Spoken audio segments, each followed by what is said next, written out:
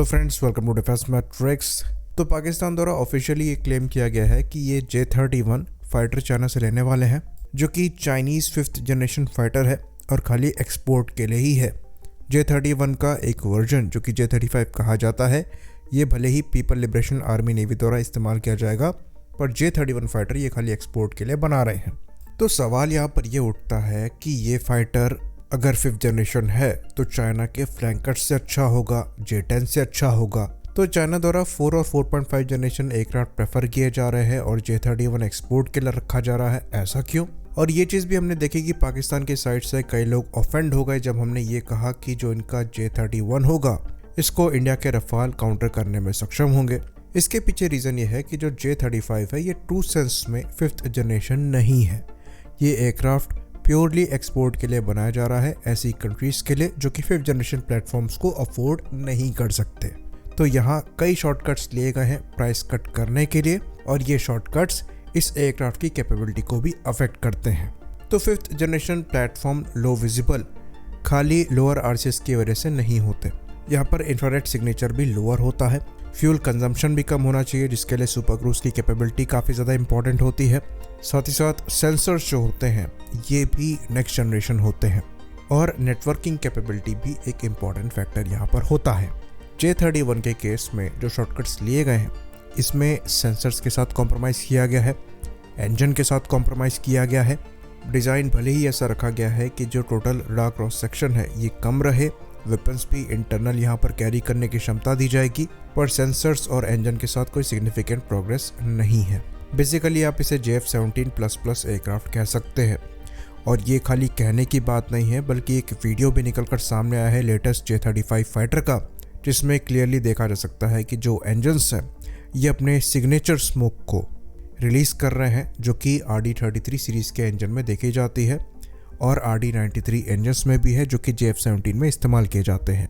तो चाइना का ये क्लेम है कि ये अपने J-35 में इंडिजिनस डेवलप्ड WS-19 इंजन्स को यूज़ कर रहे हैं, जो कि परफॉर्मेंस में RD-93 से बेटर इंजन है। इवन WS-19 का भी एक बेटर वर्जन ये लोग निकाल रहे हैं, जिसको WS-21 कहा जाता है। ये कहा जा रहा है कि ये इंजन्स भी J-35 में इस्तेमाल किए जाएंगे, और अगर इनमें से कोई इंजन लगा हुआ है इस वीडियो में दिखाई दे रहे J-35 में, तो ऐसा लगता नहीं है कि जो WS-19 या 21 इंजन है ये कोई ब्रांड न्यू इंजन है।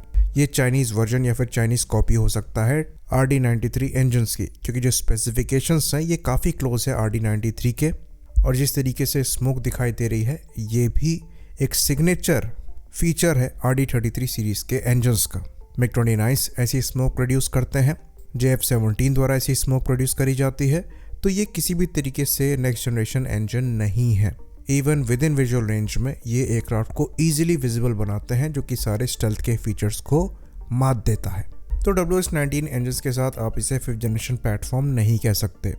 यहाँ पर जो IR सिग्नेचर्स हैं ये भी ज़्यादा होंगे, स्मोक एक बहुत बुरा फीचर है, और सुपर क्रूज ये एयरक्राफ्ट कर पाएगा इसकी पॉसिबिलिटी भी बहुत ज़्यादा कम नज़र आती है। इवन इस एयरक्राफ्ट में जो रडार यूज़ किया जाएगा ये भी JF-17 में यूज़ होने वाले KLJ-7 AESA रडार का ही एक वर्जन होगा, जो कि एयर कूल्ड AESA रडार है।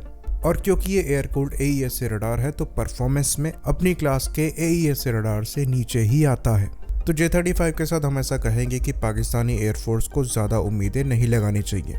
ऑल्दो एक बेनिफिट यहाँ पर ज़रूर मिलेगा कि बियॉन्ड विजुअल रेंज में वेपन्स इंटरनली कैरी करने की वजह से और स्टेल्दी शेप होने की वजह से फ्रंटल आरसीएस लो रहेगा, जो दूसरे एयरक्राफ्ट के मुकाबले एक एज देगा। पर ये कोई F-35 नहीं है, सेंसर्स बहुत ज़्यादा पावरफुल नहीं है, तो डिसेंट जैमिंग इस एयरक्राफ्ट को परेशान कर सकती है। इवन IR सिग्नेचर पुअर होने की वजह से जो पैसिव सेंसर्स हैं उन्हें भी इस प्लेटफॉर्म को ट्रैक करने में ज़्यादा परेशानी नहीं होगी। तो रफाल जैसा मॉडर्न 4.5 जनरेशन एयरक्राफ्ट J-31 के लिए सफिशिएंट काउंटर रहेगा। J-31 को as a 5th generation platform ज़रूर यहाँ पर प्रमोट किया जा रहा है, पर ये एक 4.5++ जनरेशन का एयरक्राफ्ट है, जो कि कुछ 5th जनरेशन फीचर्स के साथ आएगा, जो कि J-20 से बोरो किए जा रहे हैं। पर ये ट्रू सेंस में कोई 5th जनरेशन प्लेटफॉर्म नहीं होगा। लेकिन जब ये पाकिस्तान एयरफोर्स द्वारा इंडक्ट किए जाएंगे तो उनके पास ये J-10C के बाद सबसे कैपेबल एयरक्राफ्ट होंगे, तो डेफिनेटली उन्हें वहाँ पर एडवांटेज है। आई होप इन्फॉर्मेशन यहाँ पर क्लियर रही हो। इसी बात पर इस वीडियो को हम ख़त्म करेंगे। लाइक करिए, सब्सक्राइब करिए। जय हिंद।